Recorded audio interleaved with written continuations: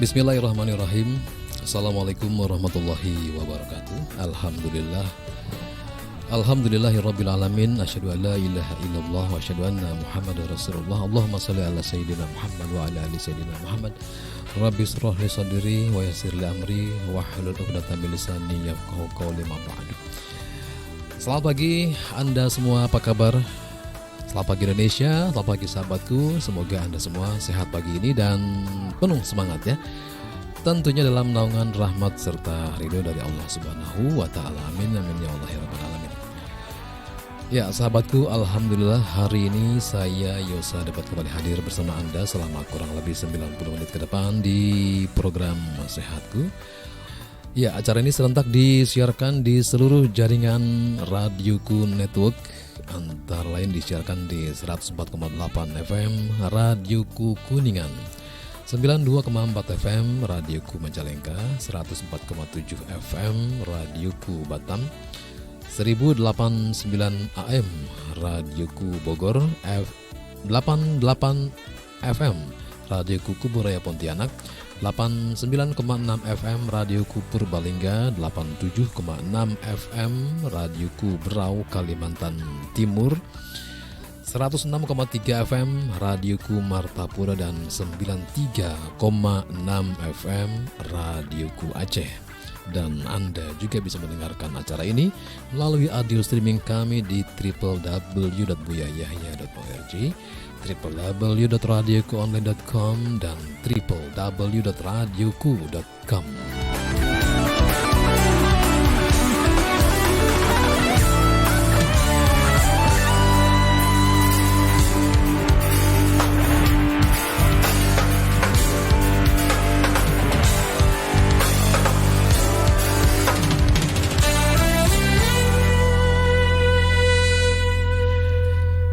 Ya sahabatku, pagi ini kita kembali akan membahas topik-topik kesehatan ya tentunya. Dan untuk hari ini insya Allah kita akan langsung tema tentang sehat lahir batin dengan berpuasa. Sahabatku, manfaat puasa bagi kesehatan ada beragam.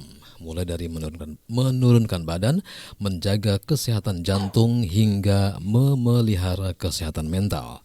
Salah satunya adalah karena puasa dapat meningkatkan metabolisme tubuh. Selama ini, sebagian orang mungkin menganggap puasa merupakan salah satu ritual yang dijalani untuk memenuhi tuntutan agama atau tradisi semata. Namun siapa sangka di balik puasa tersimpan banyak manfaat bagi kesehatan. Selain itu, puasa juga kerap dilakukan sebagai salah satu mode diet yang disebut puasa intermittent. Ya sahabatku, untuk mengetahui manfaat puasa lebih jauh, alhamdulillah pagi ini sudah hadir di studio radioku bersama saya Dr. H.M. Firdaus MMR selaku narasumber kita pagi hari ini. Assalamualaikum Pak Dokter, sehat ya? Waalaikumsalam warahmatullahi wabarakatuh. Nggak terasa kita sudah di hari yang ke-18 8 ya, 18. Ya sebetulnya manfaat puasa nih bagi kesehatan kira-kiranya apa saja Pak Dokter? Mungkin Pak Dokter lebih tahu, lebih Masya Allah. Paham ya. Ya, kita akan bahas sekelumit ya. Barangkali mengkuliti. Karena sangat yakin bahwa hikmah kesehatan ya sangat besar dan tak mungkin kita ketahui. Jadi intinya sih manfaat yang agung untuk kesehatan ya. Izin menyapa pendengar. Silakan, Assalamualaikum warahmatullahi wabarakatuh. Waalaikumsalam warahmatullahi wabarakatuh. Alhamdulillah bisa belajar kembali di hari Selasa pagi, di hari ke-8 puasa ya. 8 ya. Aduh kok kayak cepat sekali ya. Puasa itu lebih teratur sebetulnya dalam segala hal. Jadi saya mending pas bulan Ramadan terus. Selama 12 bulan ya. Lebih teratur dalam segala hal. Iya. Nanti Semoga tiap bulan lebaran terus dong. Iya betul.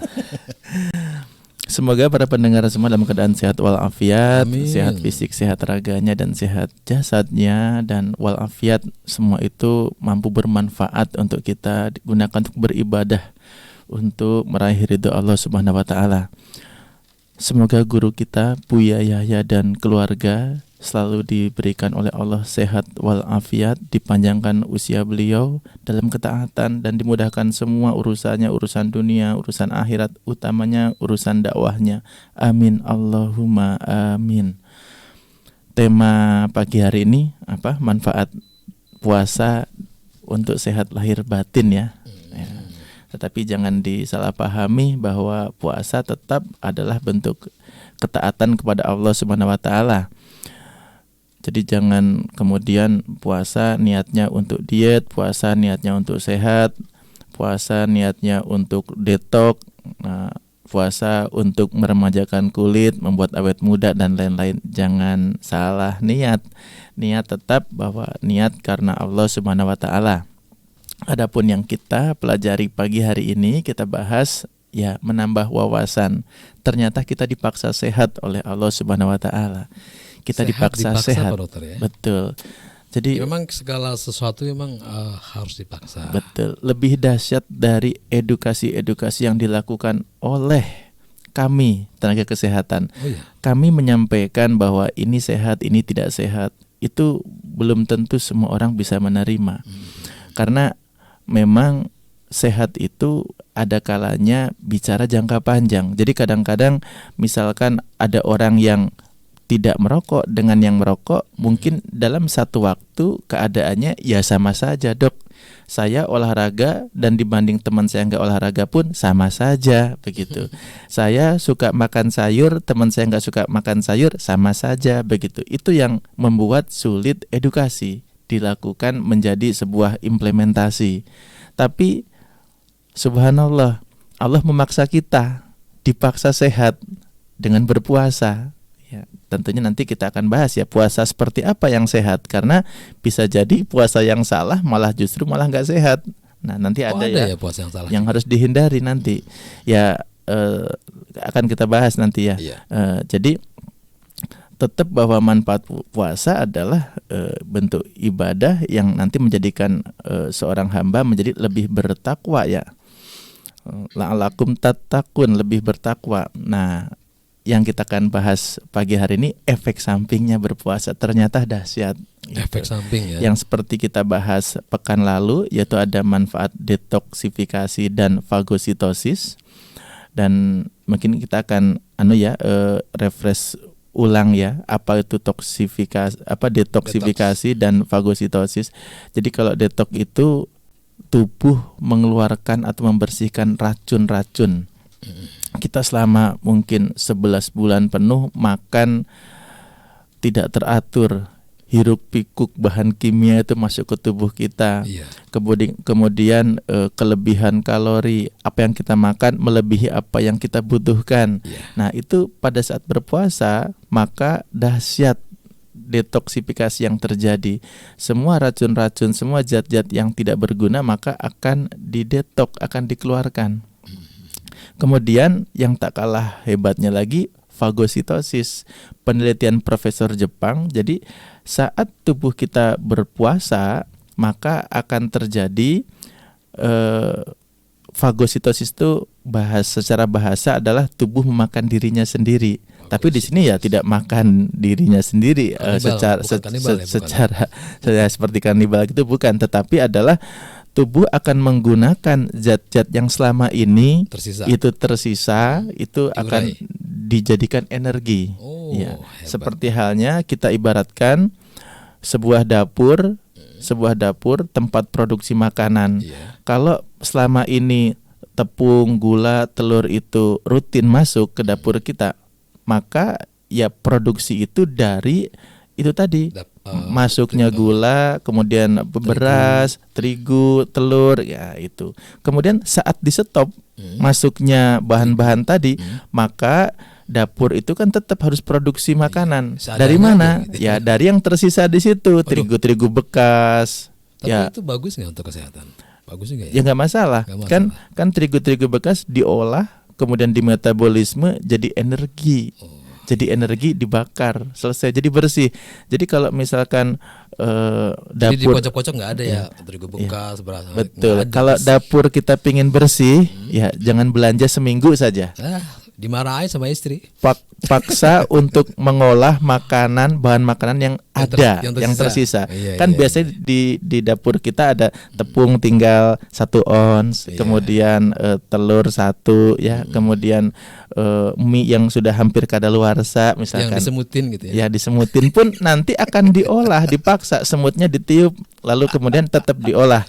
Kirain juga diolah. Kita akan mengibaratkan bahwa tubuh kita yang terjadi adalah seperti tadi membersihkan dapur, Jadi akan memanfaatkan semua yang selama ini nganggur atau mungkin malah berserakan jadi sampah sebetulnya menjadi sesuatu yang bermanfaat sehingga tubuh menjadi lebih bersih, dan yang tadi dibahas di Muqaddimah Bang Yos tadi akan meningkatkan metabolisme, akan meningkatkan imun, akan kemudian menjadi sebuah antioksidan alami gitu. Nah, sehingga dahsyat efeknya, dan untuk itu dipaksa kita itu gitu. Andai misalkan puasa tidak dipaksa, tetap saja orang itu mungkin ada yang puasa, ada yang tidak, kan begitu. Tapi setelah kemudian menjadi sebuah kewajiban, nah sama seperti halnya kita tuh artinya dipaksa sehat. Seperti itu. Nah, itu bentuk kasih sayang Allah. Masya Allah. Ya. Jadi lebih sehat, lebih bugar. Nah, mekanismenya bagaimana kok bisa kemudian tubuh itu menggunakan tadi zat-zat sisa, residu yang selama ini tidak terpakai. Jadi, dan itu pula yang menjelaskan kenapa orang berpuasa itu tidak lemes. Iya ya. Tidak pingsan, tidak mati. Pingsan nanti pada kan kalau di hari biasa yang seseorang itu tidak terbiasa berpuasa, mungkin saja tidak makan 5 jam saja sudah lemas, sudah pusing, sakit kepala. Tapi saat bulan Ramadan ada ndak yang puasanya benar nih ya? Tapi kemudian sakit kepala karena ada puasa nanti yang salah gitu ya. Kalau puasa itu benar, maka tidak akan sakit kepala, lemas, pusing, bahkan mungkin kinerja bekerja lebih semakin semangat gitu jika puasanya benar. Nah, energinya dari mana? Kan kita tidak makan. Nah, energinya dari tadi sahur. Jadi tadi kalau keadaan normal tubuh kita menggunakan glukosa sebagai energi, maka saat kemudian masuk puasa nanti glukosanya kan sudah nggak ada asupan dari luar, maka tubuh akan menggunakan cadangan energi lain yang tersimpan, yaitu lemak. Nah, lemak, dan nanti setelah lemak kemudian akan tadi residu-residu atau zat-zat yang tadinya berserakan tidak digunakan akan dirubah dengan fagositosis tadi menjadi energi. Seperti itu. Jadi tetapi itu perlu adaptasi. Jadi biasanya kalau yang tidak biasa berpuasa itu pada hari pertama, kedua itu biasanya masih pusing dulu tuh kalau di pagi hari. Nah, itu artinya tubuh masih mau beradaptasi dari proses tadinya energi dari glukosa menjadi cadangan energi yang ada. Nah, nanti kita sampaikan, tadi kita singgung kenapa ada puasa kok yang salah seperti apa ya. Nanti kita akan bahas setelah jeda berikut. Baik, sahabatku semua, nanti kita akan ikuti juga dengarkan seperti apa sih yang salah dan seperti apa juga yang benar ya. Baik, untuk Anda yang mau bertanya-tanya di acara Sehatku ini, Anda bisa gunakan telepon di 0852847000147. Untuk SMS atau WhatsApp Anda bisa gunakan 081321461079. Kami segera kembali.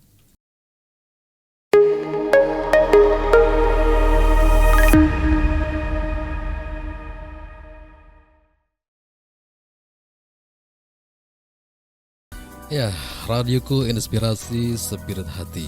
Masih di program Sehatku ya. Sekarang kita akan dengarkan apa kata Dr. Firdaus. Puasa yang baik itu seperti apa dan puasa yang kurang baik itu seperti apa. Memangnya ada Pak Dokter puasa yang nggak baik? Puasa yang nggak baik mungkin tidur terus gitu ya, atau gimana? Nah, betul. Kan tidurnya ibadah. Tidur ibadah itu kalau nggak tidurnya mengganggu orang.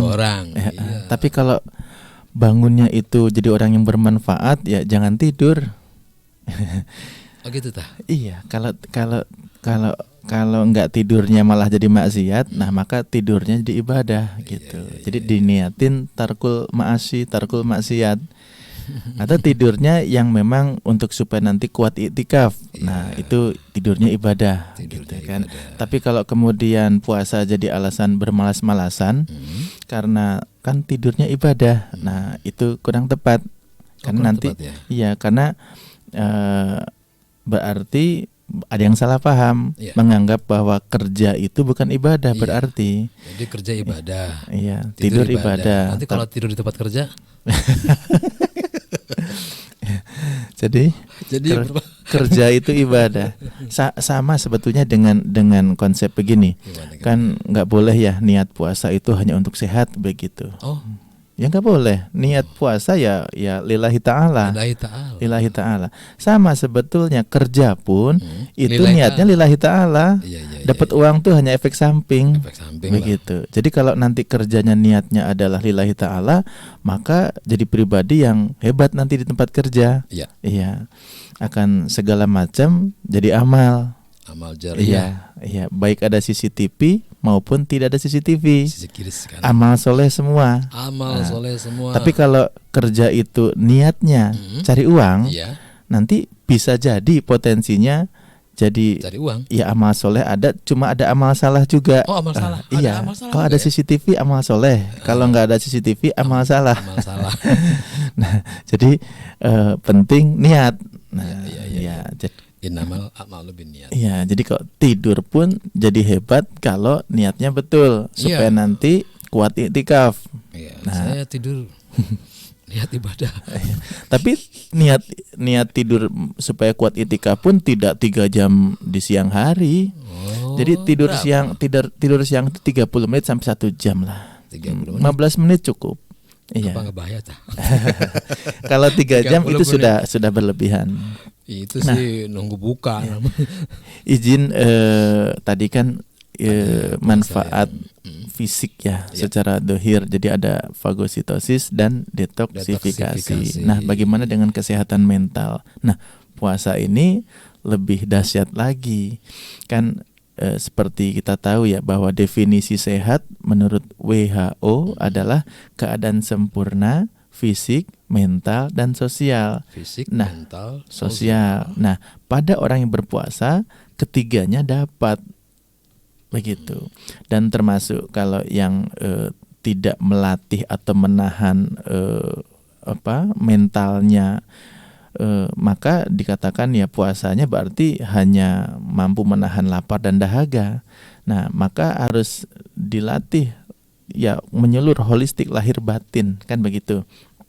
Jadi orang puasa kan latihan tidak marah, latihan untuk mengelola kecewa, latihan untuk tidak gibah, latihan untuk tidak maksiat ya, maksiat hati, maksiat semuanya.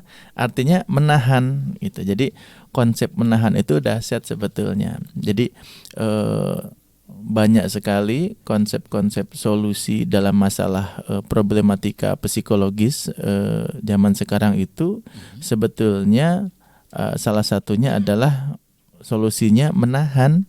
Ya, contoh misalkan orang marah misalkan. Menahan diri maksudnya. Ya, menahan apapun tuh bagus begitu. Ya. Asal jangan menahan berbuat baik ya. Jadi menahan untuk sesuatu yang jelek itu bagus begitu. Kan marah bagus apa jelek? Kan jelek. Nah, dengan menahan maka akan menjadi sebuah latihan. Ya, kalau mungkin orang tidak berpuasa kan lupa. Iya. Lupa kalau orang berpuasa kan tahu oh ya saya puasa gitu kan. Nanti kalau lagi marah gimana saya sedang berpuasa gitu kan. Iya. Menghindari perdebatan, menghindari konfrontasi dan lain-lain.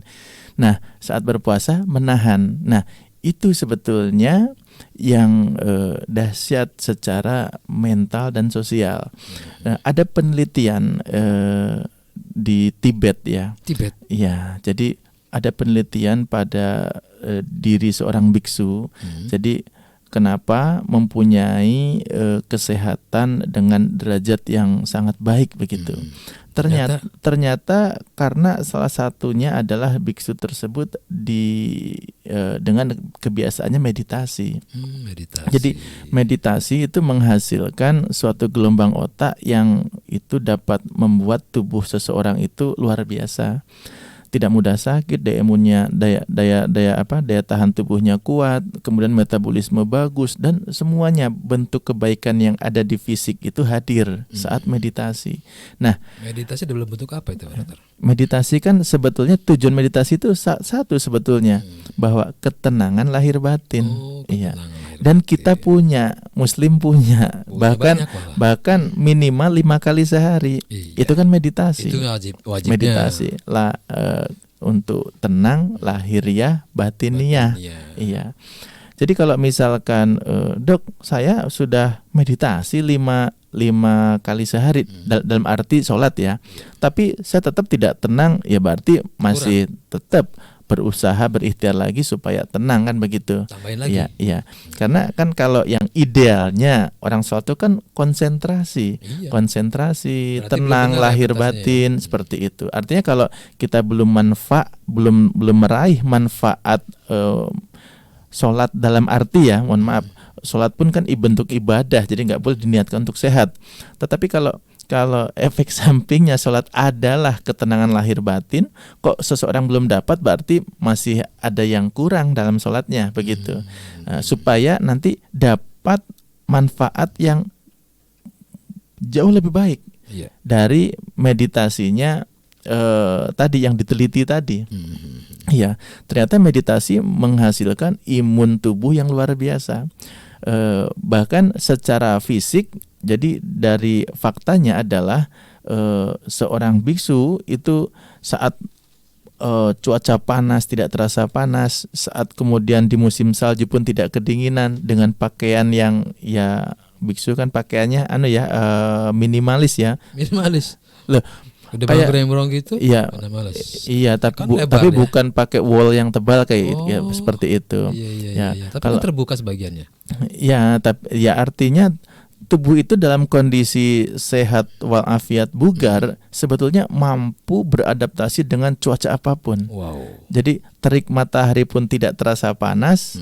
Dingin yang menusuk kulit pun tidak terasa dingin. Iya. Jadi saat tubuh itu punya kebugaran yang luar biasa, maka di segala cuaca, segala keadaan itu mampu survive, tidak mudah sakit. Bahkan saat kemudian harus ketemu kuman, virus, bakteri, itu virus kuman bakteri sungkan ya mengganggu. Takut. Ya.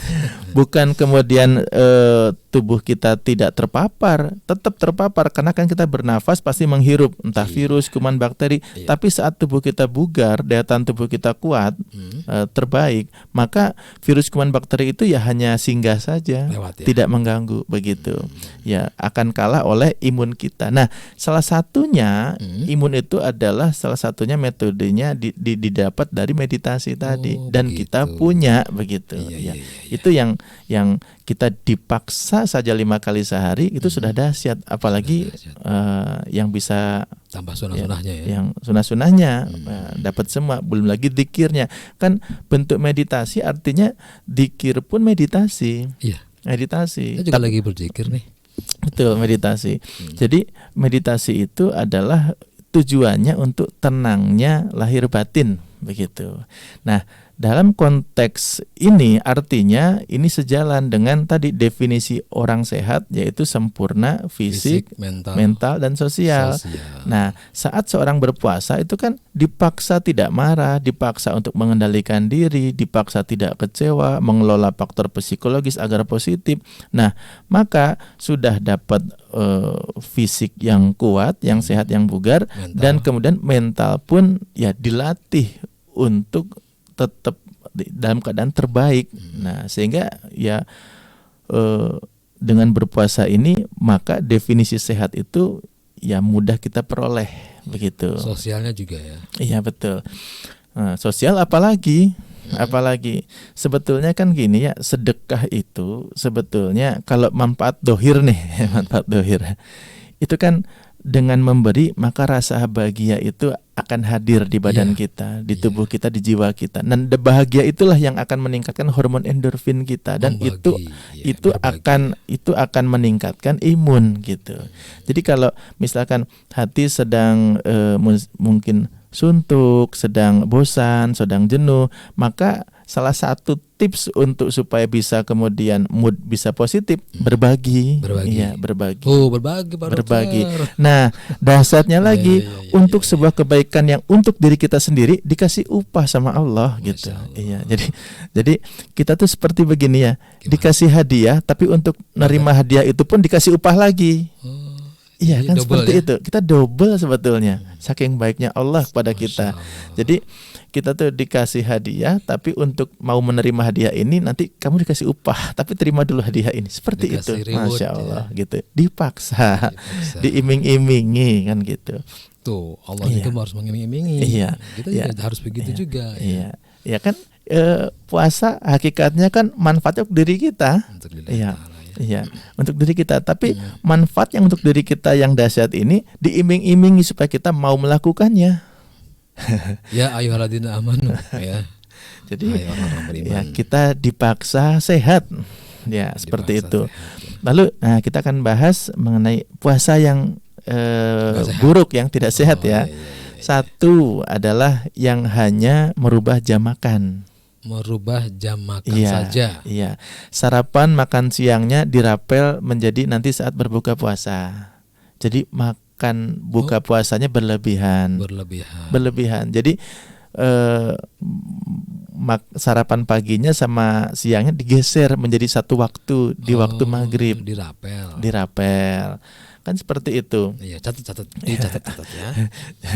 Jadi makan yang berlebihan. Betul, makan berlebihan. Yang sering kita lupakan adalah kata menahan. Kan puasa itu menahan ya. Iya, menahan. Artinya sebetulnya saat buka puasa pun tetap harus menahan ngambil gorengan 5, satu saja harusnya gitu. Iya. Kurang. Nah, nahan untuk tidak ngambil nasi 3 centong. Nahan untuk tidak makan kolak 3 gelas. Jadi tetap justru menahan yang paling sulit adalah saat berbuka. Iya, jadi bukan saat puasanya ya. Saat berbukanya yang lebih repot itu. Lagi yang lebih berat adalah menahan diri saat berbuka untuk tidak berlebihan. Tapi kalau sudah disajikan gimana, Dok? Ya.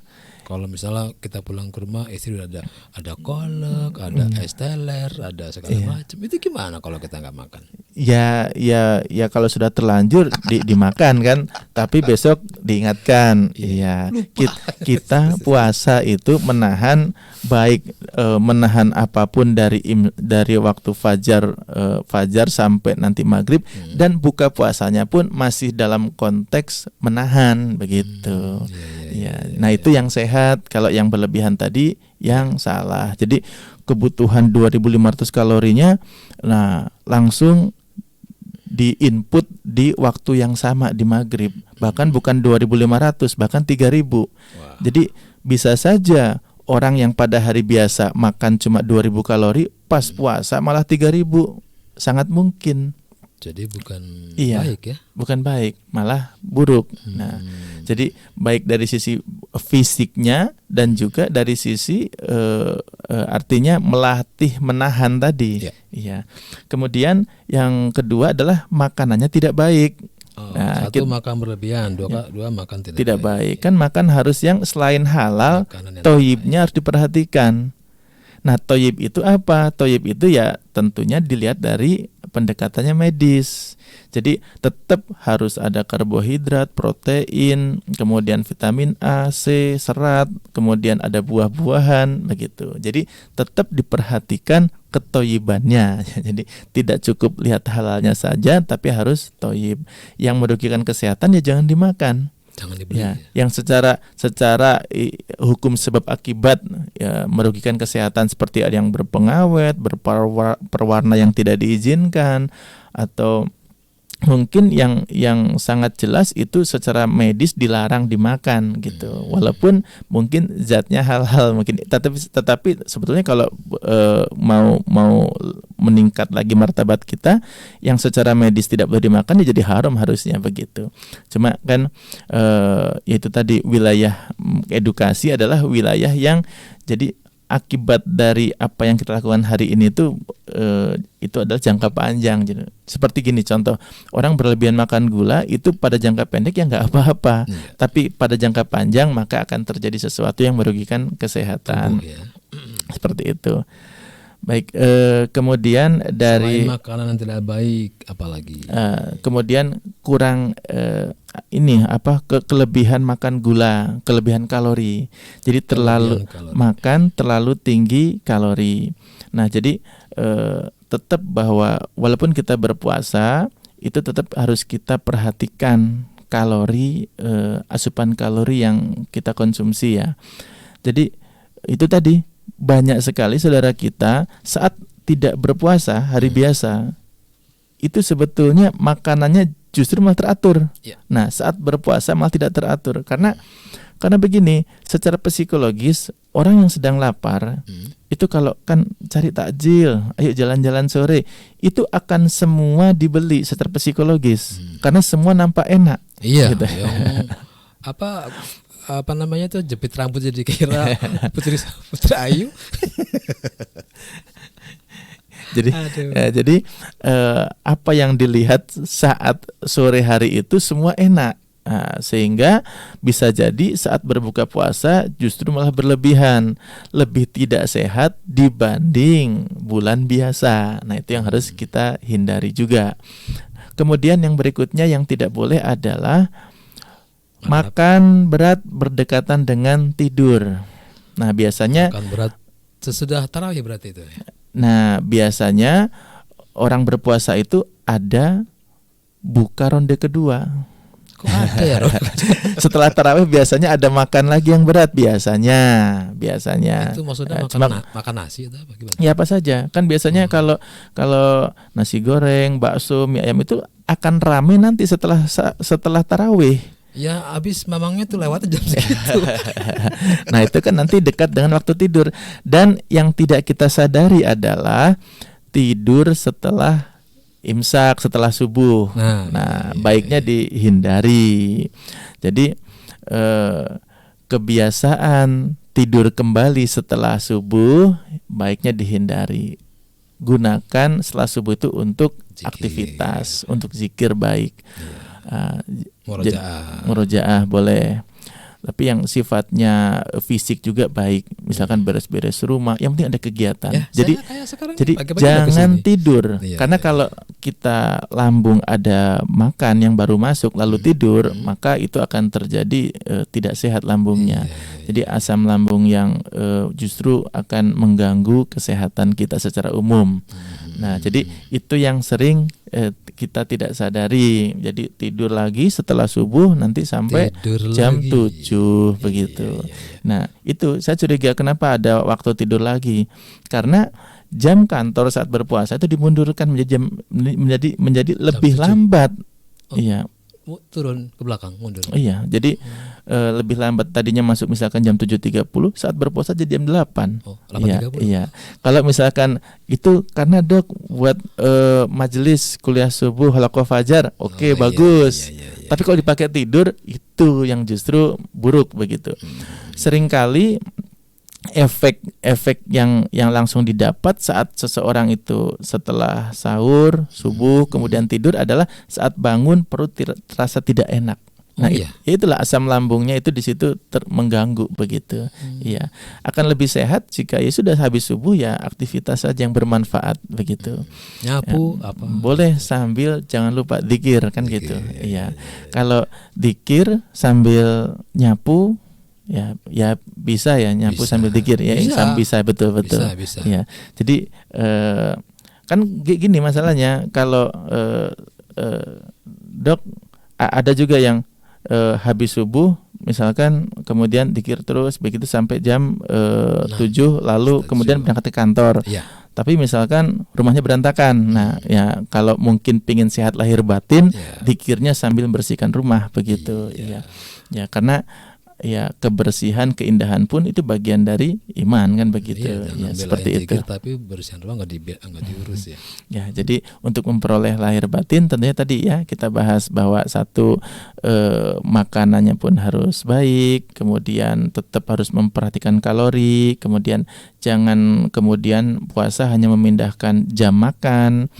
Nah, itu kemudian tadi dari sisi mental dan sosial ya berpuasa melatih kita untuk tidak emosi, tidak kecewa, melatih mencari solusi dari stres dan lain-lain. Sehingga kita akan mendapati efek samping puasanya itu menjadi seseorang yang sehat lahir batin. Yang tentunya insya Allah tujuan puasanya yang la'allakum tattaqun ya tercapai seperti itu.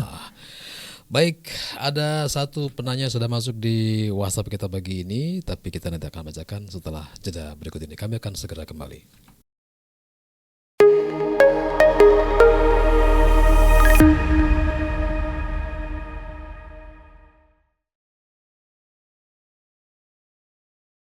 Radioku Inspirasi Spirit Hati masih di program Sehatku, dan terima kasih untuk Anda yang sudah aktif di Facebook ya. Ada Putra Amos dari Pasuruan, terima kasih Anda masih stay tune, dan juga Nuryani ya.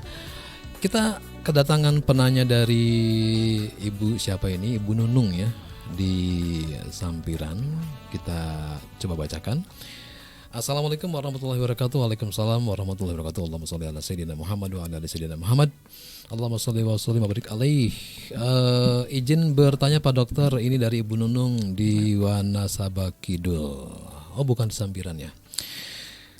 Ini Pak Dokter, habis sahur minum madu tapi ada batuknya. Apakah itu pengaruh karena puasa atau apa Pak Dokter? Terima kasih. Wassalamualaikum warahmatullahi wabarakatuh. Waalaikumsalam warahmatullahi wabarakatuh. Kalau sebab batuknya wallahu alam. Cuma bisa jadi banyak kemungkinan. Satu, batuk itu reaksi saluran nafas kita. Bisa jadi hanya karena debu pun bisa batuk, karena cuaca juga bisa batuk, karena asap juga bisa batuk, termasuk dari makanan. Kalau sejatinya madu itu adalah justru obat batuk. Nah, tetapi madu, Dok, bagaimana kalau minum madu kok malah jadi batuk? Satu, mungkin madunya ada gulanya, atau kedua memang mungkin alergi terhadap manisnya madu sehingga batuk begitu. Tetapi nggak masalah sih batuk-batuk yang diakibatkan oleh makanan atau suatu alergi, nanti cukup dibiarkan saja batuknya hilang sendiri begitu. Jadi batuk itu tidak mesti harus obat. Cukup kita itu sebetulnya kalau batuk hilangkan semua hal yang kemungkinan itu jadi sebab batuk kita. Mungkin angin, mungkin debu, mungkin polusi, mungkin asap, mungkin faktor cuaca dan lain-lain. Jadi sebetulnya obat batuk pun itu kan sifatnya simptomatis. Simptomatis itu hanya meredakan batuk, tidak menghilangkan sebab. Iya, jadi sering kami katakan ke pasien itu martabat pertama untuk sembuh dari batuk adalah hindari sebab batuknya. Baru nanti martabat kedua boleh minum obat kedua begitu. Ya, semoga membantu jawabannya. Ya, untuk Ibu Nunung di Wanasaba Kidul, semoga jawaban dari Pak Dokter tadi bisa membantu ya. Oke, tadi kita juga dengerin puasa yang gak sehat apa aja, ada makan berlebihan, kemudian makanan yang tidak baik ya. Terus juga ada makanan yang terlalu tinggi kalorinya. Makanan berat mendekati tidur, juga tidur sesudah subuh ya. Ya, untuk Anda yang punya TikTok silakan bisa buka channel ataupun akun Firdaus Tips Sehat ya, di sana Pak Dokter live di sana. Jadi silakan bisa bantu tap layarnya dan juga follow ya. Anda juga bisa bertanya di situ, selain di layanan kami di telepon dan juga WhatsApp. Anda juga bisa bertanya di akunnya Firdaus Tips Sehat ya. Oke, kita terusin lagi Pak Dokter. Nah, kalau tadi puasa nggak sehat. Nah, ini sekarang yang sehat kayak apa nih? Ya. Puasa yang sehat, yang sesuai pedoman, sesuai petunjuk. Semua kesunahan-kesunahan dalam puasa, yaitu pedomannya. Harus sahur, di dalam sahur ada keberkahan, berarti ya itu kita harus ambil sahur. Kalau sesuatu hari sempat nggak sahur, misalnya bangun kesiangan, itu gimana, Pak? Yang penting kan tidak, jadi sahur pun bukan wajib sih ya. Jadi kan ada keberkahan dimakan sahur kan. Artinya jika ingin puasanya sempurna maka makan sahur. Tapi kalau suatu hal uzur kelewat, ketinggalan, alarmnya nggak bunyi, batu jamnya mati ternyata nggak dicas, jadi nah bunyi. itu artinya ya nggak masalah begitu kan, insidentil. Jadi semua kesunahan-kesunahan yang ada di dalam bulan Ramadan lakukan saja, ya itulah puasa yang sehat begitu. Puasa yang sehat itu iya. Jadi sahur, ya makan sahur, kemudian lebih banyak beramal soleh ya.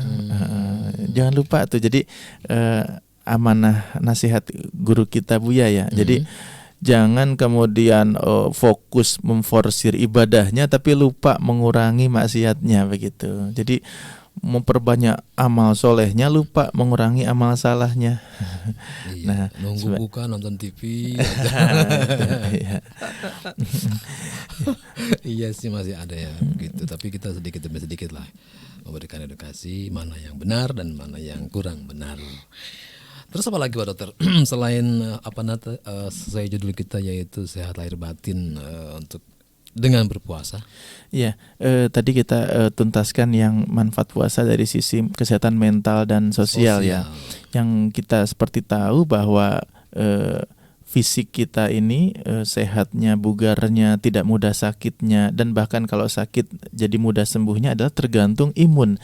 Dan imun sangat tergantung hormon-hormon endorfin, oksitosin, serotonin, dopamin, dan itu sangat tergantung dari suasana hati kita. Iya, jadi harus gembira. Ya, jadi kalau puasa kok nggak gembira juga itu nggak dapat manfaat sehat puasa. Menahan gembira. Kan menahan tuh konteks untuk menahan yang salah. Iya. Kalau gembira tuh salah apa benar? Jangan ditahan. Kecuali gembira nyakitin orang nggak boleh. Nggak boleh. Senang banget nyakitin orang. Artinya kita menahan untuk hal amal salah. Nah, kemudian perbanyak amal soleh supaya gembira kan begitu. Jadi harus gembira puasa itu. Ya kalau karena salah satu sebab juga, Dok, saya sudah berpuasa tapi kok sakit ya Dok, asam lambung saya meningkat. Ya jangan-jangan lupa gembira. Iya, sedih. Ya, seperti yang sering kita bahas bahwa ada pasien yang 80% penyebab sakit lambungnya, gangguan lambungnya adalah faktor psikologis.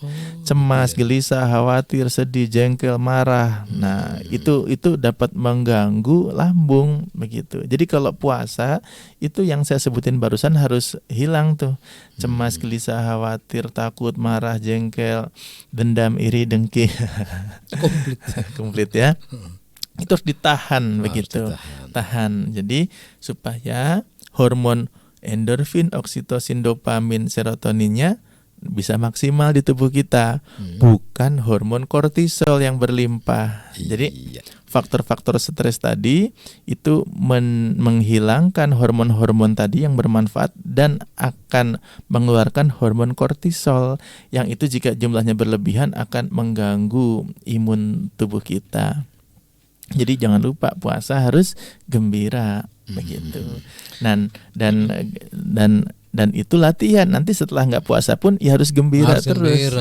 Jadi syarat sehat itu gembira. Ya, harus tenang. Apa bedanya tenang sama senang?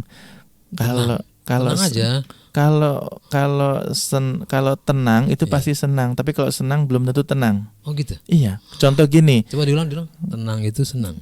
Kalau itu belum tentu tenang. jadi gini, kalau korupsi mungkin seseorang dapat uang nyuri, senang dia mungkin, tapi tidak tenang. Iya, beda dengan kalau kita tenang, itu pasti senang. Ya, tenang aja. Iya. Karena tenang itu pasti tidak ada dari pelanggaran. Ya, tenang karena sebetulnya hati kecil kita, naluri kita, nurani kita itu kalau kita berbuat salah itu tidak tenang. Menolak sebetulnya. Nah, di situ. Jadi yang sehat adalah yang tenang, bukan yang hanya senang saja. Tenang. Iya. Lu tenang-tenang aja sih. Iyalah, saya tenang-tenang terus. Jadi jangan salah paham bahwa kemudian untuk sehat harus bersenang-senang, tapi caranya salah. Ya, itu nanti jadi, akan tetap bersenang-senang dengan tenang. Ya, boleh. Makanya bersenang-senangnya dengan yang halal kan begitu. Bukan dengan tenang ya. Iya, jadi Iya. Pak Dokter, ini ada pertanyaan lagi nih, kita coba bacakan ya. Assalamualaikum warahmatullahi wabarakatuh. Allahumma sholli ala sayyidina Muhammad wa ala sayyidina. Allahumma sholli wa sallim wa barik alaih. Izin bertanya Pak Dokter, lutut kaki saya sebelah kanan divonis dokter pengapuran. Susah ditekuk dan kalau makan sayuran hijau itu kaku aja bawaannya. Apakah sayuran hijau tidak baik untuk osteoporosis Pak Dokter? Makasih. Wassalamualaikum warahmatullahi wabarakatuh. Waalaikumsalam warahmatullahi wabarakatuh. Sebetulnya osteoporosis itu ya terjadi pada semua orang. Iya, setelah kita masuk usia 40, 45, 50, panjang umur sampai 70, 80, 90 itu osteoporosis pasti karena tulang itu akan berkurang kalsiumnya dan itulah namanya osteoporosis, pengeroposan tulang. Itu pasti. Cuma bukan pengapuran ya. Ini dia. Pengeroposan dan pengapuran itu ya adik kakak ya.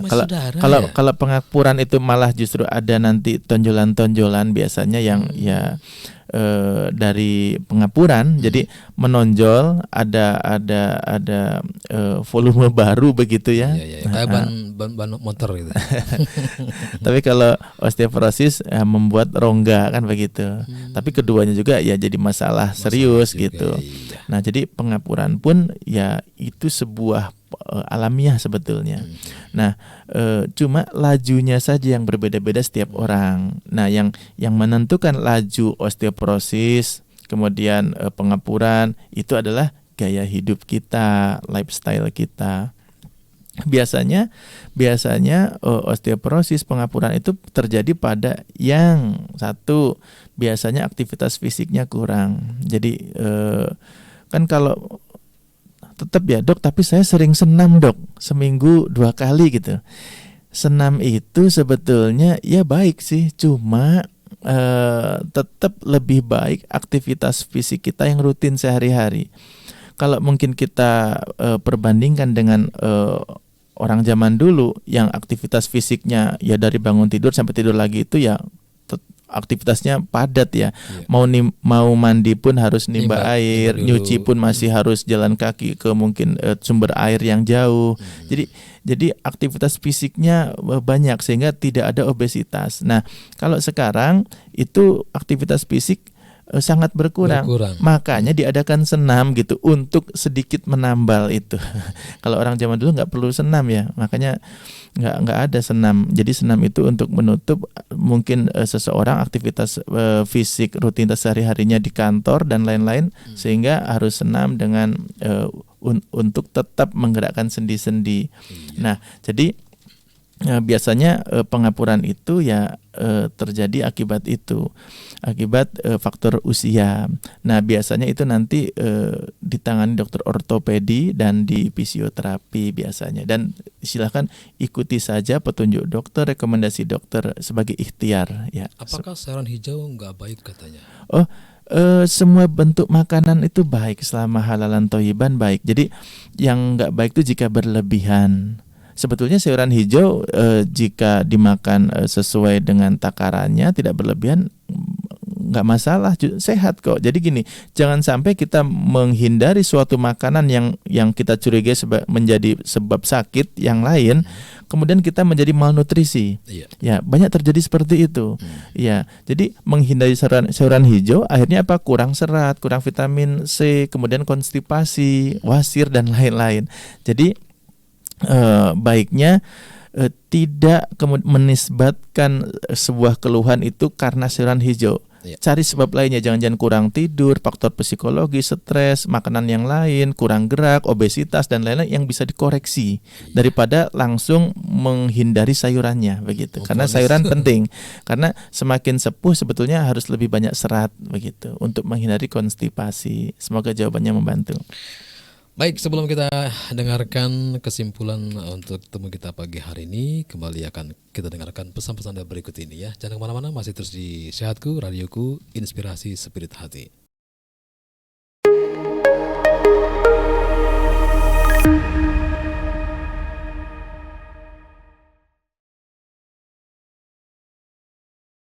Ya, radioku, inspirasi spirit hati. Sekarang tibalah saatnya kita dengarkan kesimpulan untuk tema pagi ini, yaitu sehat lahir batin dengan berpuasa. Baik, kesimpulan belajar pagi hari ini adalah bahwa kasih sayang Allah kepada makhluknya adalah mewajibkan sesuatu yang sebetulnya sesuatu itu adalah manfaatnya untuk makhluknya itu sendiri. Jadi seperti kita diberi hadiah, tapi untuk menerima hadiah itu kita diberi upah. Nah, saking baiknya Allah Subhanahu wa Ta'ala, puasa itu bentuk ibadah dan memang betul niatnya adalah harus lillahi ta'ala. Tetapi dari sisi lain manfaat puasa, ternyata kita dipaksa sehat lahiriah, sehat batiniah. Dari sisi lahir, nah, apa yang terjadi pada orang yang berpuasa, maka terjadi sebuah regenerasi metabolisme yang baik karena di situ ada detoksifikasi dan fagositosis yang tadi kita bahas. Dan dari sisi mental, orang yang berpuasa dipaksa untuk mengendalikan psikologis yang negatif, dilarang marah, dilarang kecewa, dilarang berantem, dilarang kemudian mencela, gibah dan lain-lain. Dan yang paling penting adalah puasa ini menjadi sebuah latihan untuk 11 bulan berikutnya.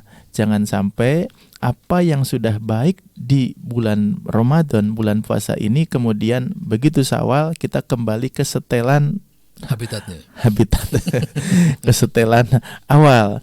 Nah, tapi kita berusaha apa yang sudah kita latih selama bulan Ramadan bisa mewarnai 11 bulan yang akan datang, sehingga kita akan menjadi manusia yang berkualitas, sehat lahir batin. Semoga bermanfaat. Amin. Terima kasih untuk Anda yang sudah stay tune terus di Facebook ya. Makasih untuk Indah Putri. Mohon maaf waktu sudah habis kita untuk ketemu kita di sini. Jadi pertanyaannya kita simpan ya. Kita jawab nanti insyaallah pekan depan ya. Juga makasih untuk Yudi di Kuningan, Dharma yang selalu stay tune di Facebooknya ya.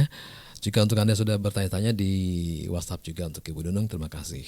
Baik, untuk semuanya dan juga untuk Pak Dokter, terima kasih ilmu yang disampaikan tadi. Semoga Allah SWT memberikan kemampuan kepada kita untuk bisa memahami dengan baik dan benar. Semoga kita bisa mengambil manfaat darinya. Ya, tak lupa kami ucapkan terima kasih kepada seluruh jaringan Radioku Network yang sudah merelay acara Sehatku ini ya. Terima kasih atas kebersamaannya. Mohon maaf atas segala kekurangan. Mohon maaf jika ada kata-kata yang salah ataupun sikap yang kurang berkenan. Kami akhiri kebersamaan kita dengan doa kafaratul majelis. Subhanakallahumma wa bihamdika asyhadu an la ilaha illa anta astaghfiruka wa atubu ilaik. Saya Yosef. Saya Dr. Firdaus. Wassalamualaikum warahmatullahi wabarakatuh.